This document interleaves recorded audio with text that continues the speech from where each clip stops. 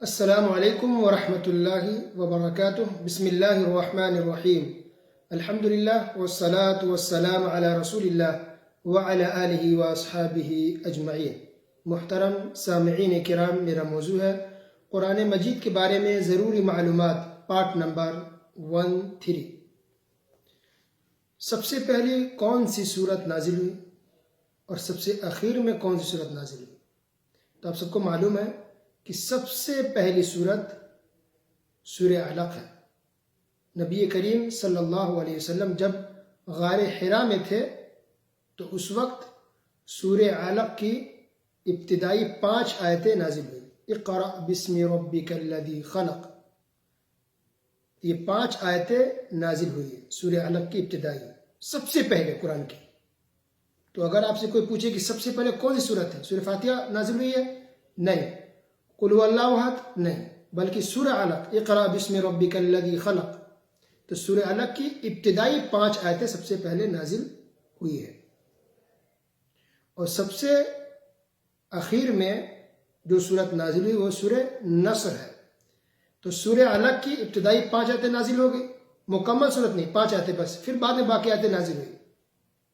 اس کے بعد جو دوسری سورت نازل ہوئی ہے وہ ہے سورہ مدثر، یا ایہا المدثر۔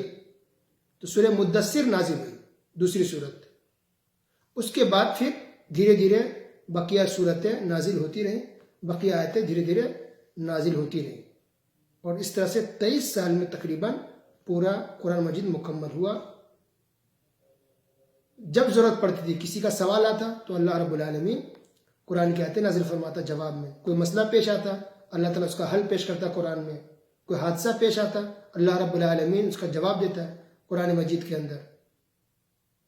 اور کبھی کبھی بغیر سوال کے، بغیر حادثہ کے، اللہ رب العالمین سورت اور آیتیں نازل فرماتا تھا حسب ضرورت۔ جب اللہ چاہتا قرآن کی آیتیں اور سورتوں کو نازل کرتا تھا مختلف وقتوں میں۔ تو سب سے آخر میں جو سورت نازل ہوئی ہے وہ ہے سورہ نصر۔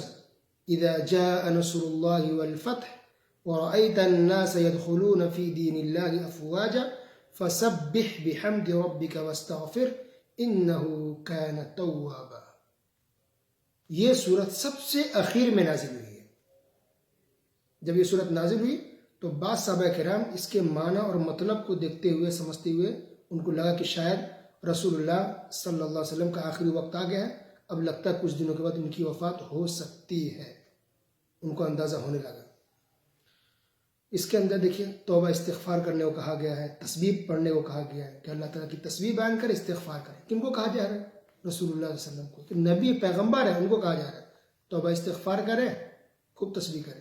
تو پھر ہم گنہگار خطا کار کو کتنا توبہ استغفار کرنی چاہیے اور کتنا زیادہ تسبیح پڑھنی چاہیے۔ یہ اس کے اندر ایک حکمت ہے، اور ایک امت کو، ہم تمام لوگوں کو ایک تعلیم دی گئی ہے کہ ہم سب کو تو اور بھی زیادہ توبہ استغفار کرنی چاہیے اور اللہ تعالیٰ کی تسبیح اور ذکر و اذکار میں مشغول رہنا چاہیے۔ سب سے آخر میں کون سی آیت نازل ہوئی ہے؟ آیت کے حساب سے اگر دیکھیں تو سورت کے حساب سے سورہ نصر ہے، اذا جاء نصر اللہ۔ لیکن اگر آیت کے حساب سے دیکھیں کہ سب سے آخر میں کون سی آیت نازل ہوئی ہے تو وہ ہے سورہ بقرہ کی آیت، سورہ بقرہ آیت نمبر 281۔ وَاتَّقُوا يَوْمًا تُرْجَعُونَ فِيهِ إِلَى اللَّهِ ثُمَّ تُوَفَّى كُلُّ نَفْسٍ مَا كَسَبَتْ وَهُمْ لَا يُظْلَمُونَ۔ یہ آیت ہے جو سب سے لاسٹ میں اتری ہے۔ اس کا ترجمہ اس طرح سے ہے، اور اس دن سے ڈرو جس میں تم سب اللہ تعالیٰ کی طرف لوٹائے جاؤ گے، اور ہر شخص کو اس کے اعمال کا پورا پورا بدلہ دیا جائے گا، اور ان پر ظلم نہیں کیا جائے گا۔ جب یہ آیت اتری تو اس آیت کے نازل ہونے کے بعد نبی صلی اللہ علیہ وسلم 9 دن کے بعد وفات پا گئے۔ 9 دن کے بعد، اس آیت کے اترنے کے 9 دن کے بعد رسول اللہ صلی اللہ علیہ وسلم وفات پا گئے۔ گویا کہ پورا قرآن مکمل کب ہو گیا؟ نبی صلی اللہ علیہ وسلم کی وفات سے قبل، وفات سے تقریباً 8 سے 9 دن پہلے۔ اس کا مطلب ہے کہ وفات کے دن کوئی آیت نازل نہیں ہوئی، وفات سے 1 دن 2 دن 3 دن پہلے کوئی آیت نازل نہیں ہوئی۔ سب سے آخر میں جو آیت نازل ہوئی ہے وہ یہ ہے، اور وہ بھی وفات سے 9 دن پہلے۔ تو یہ ہو گئی کہ سب سے پہلی سورت کون سی ہے، سب سے آخر سورت کون سی ہے، اور سب سے آخر آیت کون سی ہے جو نازل ہوئی ہے. تو نازل ہونے کا، سورتوں کے اترنے کا کی ترتیب الگ ہے، اور جو قرآن میں جو ترتیب ہے، سیٹنگ ہے، وہ الگ ہے. لیکن اس کا مطلب یہ نہیں ہے کہ کسی صحابی نے یا کسی بعد میں آنے والے کسی عالم نے اپنی طرف سے آگے پیچھے کر دیا، سب سے پہلے سورہ فاتحہ رکھ دیا. نہیں، ایسا نہیں ہے. جو ترتیب ہمارے سامنے آج موجود ہے قرآن میں، وہ اللہ کی طرف سے ہی ہے. لیکن جو قرآن کا نزول ہوتا تھا، آتی اترتی تھی، وہ حسب ضرورت، جب جس چیز کی ضرورت پڑتی اس حساب سے نازل ہوتی تھی سورتیں اور آیتیں. لیکن جب بات مکمل ہو گئی اور اللہ تعالیٰ نے نازل کر دیا، تو جو ترتیب آج ہمارے سامنے موجود ہے قرآن کا، وہ ترتیب بھی اللہ ہی کی طرف سے ہے. وہ کسی صحابی نے یا کسی عالم نے اپنی طرف سے نہیں کیا ہے. کیا دلیل ہے؟ اس کی بہت ساری دلیل ہے. دیکھیے، دلیل کے طور پر سنن ابی داؤد حدیث نمبر 786، عبداللہ بن عباس رضی اللہ تعالیٰ عنہ نے کہا انہوں نے عثمان رضی اللہ تعالیٰ عنہ سے، عثمان بن عفان رضی اللہ تعالیٰ عنہ سے، کہ آپ لوگوں نے سورہ توبہ سے پہلے بسم اللہ الرحمن الرحیم کیوں نہیں لکھے؟ تو انہوں نے جواب دیا کہ نبی کریم صلی اللہ علیہ وسلم نے لکھنے کو نہیں کہا تھا، اس لیے ہم نے نہیں لکھا. جب بھی قرآن کی آیت نازل ہوتی تو نبی صلی اللہ علیہ وسلم بلاتے تھے کسی صحابی کو اور اسی وقت لکھوا دیتے تھے. تو جس طرح سے لکھواتے تھے اسی طرح ہے، ہم اپنی طرف سے کچھ گھٹا بڑھا نہیں سکتے. تو نبی نے نہیں کہا، اس لیے سورۃ توبہ سے پہلے بسم اللہ الرحمن الرحیم نہیں ہے. اس کے علاوہ باقی تمام سورتوں کے شروع میں بسم اللہ الرحمن الرحیم ہے. دوسری دلیل دیکھیے، عثمان بن ابی العاص رضی اللہ تعالیٰ عنہ کہتے ہیں کہ ہم نبی کریم صلی اللہ علیہ وسلم کے پاس بیٹھے ہوئے تھے، تو آپ صلی اللہ علیہ وسلم نے کہا اتانی جبریل، کہ میرے پاس جبرائیل آئے. کون کہہ رہے؟ نبی کریم صلی اللہ علیہ وسلم، کہ میرے پاس جبرائیل آئے.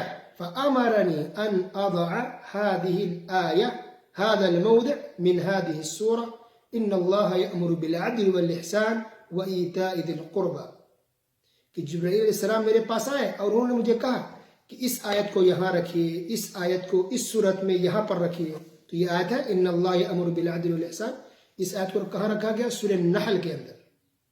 تو اس سے پتہ چلا کہ نبی کریم صلی اللہ علیہ وسلم نے جو حکم دیا صحابہ کرام کو کہ اس آیت کو یہاں لکھو، اس آیت کو یہاں رکھو، یہ بھی اپنی طرف سے نہیں بلکہ اللہ کی طرف سے بات ہے. اللہ تعالیٰ نے جبرائیل علیہ السلام کو بھیجا، جبرائیل علیہ السلام نے نبی کریم صلی اللہ علیہ وسلم کو بتایا، اور نبی صلی اللہ علیہ وسلم نے صحابہ کرام کو بتایا کہ کون سی آیت کہاں رہے گی. تو آیتوں کی جو پوری ترتیب ہے، اگرچہ 5 آیتیں، 10 آیتیں، 20 آیتیں الگ الگ وقتوں میں نازل ہوئی ہے، لیکن آج جو ترتیب ہے یہی ترتیب اللہ تعالیٰ نے بتایا. اسی ترتیب کے حساب سے موجود ہے، کسی نے کوئی آگے پیچھے نہیں کیا ہے. اللہ کے حکم سے اس ترتیب کو رکھا گیا ہے، اور کون سی آیت کب ہونی چاہیے، کون سی آیت پہلے ہو، کون سی آیت بعد میں ہو، کون سی آیت بیچ میں، اس سارے حکام سے جو باتیں ہیں وہ اللہ کی طرف سے ہیں. اور دلیل دیکھیے، عمر فاروق رضی اللہ تعالی عنہ نے نبی کریم صلی اللہ علیہ وسلم سے میراث کے بارے میں سوال کیا. ایک سوال پوچھا میراث سے متعلق. تو آپ صلی اللہ علیہ وسلم نے کہا تکفیک آیت الصیف التی فی آخری سورۃ النساء، کہ سورہ نساء کی جو سب سے آخری آیت ہے اس کو پڑھ لو، دیکھ لو اس کے اندر تمہارا جواب موجود ہے. دیکھیں سورہ نساء کی آخری آیت کے اندر میراث کا مسئلہ بیان کیا گیا ہے. تو اس کا مطلب جو ترتیب وہ پہلے سے نبی کے زمانے سے ہی موجود ہے، بعد میں بھی کسی صحابی نے کسی عالم نے اس کو نہیں ترتیب دیا، وہ پہلے سے ہے. یہ الگ بات ہے کہ اس نبی کریم صلی اللہ علیہ وسلم کے زمانے میں قرآن چھپا ہوا نہیں تھا، باقاعدہ کتابی شکل میں اس طرف سے ایک جگہ نہیں تھا، لیکن صحابہ کرام کے ذہنوں میں موجود تھا کہ کون سی آیت پہلے ہے، کون سی بعد میں. یہ ترتیب ذہنوں میں موجود تھا، سب کے ذہنوں میں نبی کریم صلی اللہ علیہ وسلم نے سب کو سکھایا تھا، بتایا تھا. اسی طرح ایک دلیل یہ بھی ہے کہ نبی کریم صلی اللہ علیہ وسلم نے کہا کہ جو انسان سورہ کہف کی شروع کی 10 آیتیں حفظ کر لے گا، یاد کر لے گا، تو وہ دجال کی فتنوں سے محفوظ ہو جائے گا. ایک اور دلیل دیکھیے کہ نبی کریم صلی اللہ علیہ وسلم نماز میں قرآن مجید کی تلاوت کرتے تھے، سورتوں کو پڑھتے تھے. تو جب تلاوت سورت کی جب ہو رہی ہے تو اس کے اندر بہت ساری آیتیں آ رہی ہیں نا، تو اسی ترتیب سے پڑھتے جو ترتیب آج ہمارے سامنے موجود ہے. کبھی نہیں ہوگا آگے پیچھے پڑھتے ہو، 5 آیتیں پڑھ لیں پہلے پڑھ لیں، 5 آیتیں بعد میں، نہیں، ترتیب سے پڑھتے تھے. اب بہت سے صحابہ کرام نے تو نماز کے اندر نبی صلی اللہ علیہ وسلم کی تلاوت کو سن کر کے یاد کر لیا، سورتوں کو، آیتوں کو. اللہ اکبر. تو نماز میں رسول اللہ صلی اللہ علیہ وسلم قرآن کی تلاوت کرتے تھے اسی ترتیب کے ساتھ جو ترتیب آج ہمارے سامنے موجود ہے. اس کا مطلب ہے کہ یہ پوری ترتیب، پوری سیٹنگ یہ پہلے سے ہے، نبی کریم صلی اللہ علیہ وسلم کے زمانے سے ہے، یہ سب اللہ کے حکم سے ہے، کسی نے اس کو آگے پیچھے بھی نہیں کیا ہے۔ اگر سے وہ قرآن چھپا ہوا نہیں تھا لیکن ذہنوں میں موجود تھا، دلوں کے اندر محفوظ تھا، اسی حساب سے لوگ پڑھتے تھے، پڑھاتے تھے، لکھتے تھے، کسی نے کوئی نیا کام بعد میں آ کر کے نہیں کیا۔ تو اتنی دلیلیں مجھے لگتا ہے کہ کافی ہے۔ تو قرآن کی آیتوں کی ترتیب یا سورتوں کی ترتیب یہ سب توقیفی ہے۔ توقیفی یعنی اللہ کی طرف سے، کسی نے اپنی طرف سے اس کو آگے پیچھے نہیں کیا۔ یہ بھی بہت بڑا معجزہ ہے اور ایک بات بہت بڑی دلیل بھی ہے کہ واقعی یہ قرآن یہ اللہ کا کلام ہے، کسی انسان کا نہیں ہے۔ اور غیر مسلموں کو، کافروں کو اس پر غور کرنا چاہیے، سوچنا چاہیے، اسے ایمان لے آنا چاہیے کہ الگ الگ صورتیں نازل ہونے کے باوجود، الگ الگ آیتیں نازل ہونے کے باوجود یہ ترتیب میں کیسے ہے اور آج تک کیسے محفوظ ہے، کسی نے اس کو آگے پیچھے نہیں کیا۔ اللہ تعالیٰ سننے کے ساتھ ساتھ عمل کی توفیق عطا فرمائے۔ وصلی اللہ علی نبینا محمد وعلی آلہ وصحبہ اجمعین۔ والسلام علیکم ورحمۃ اللہ وبرکاتہ۔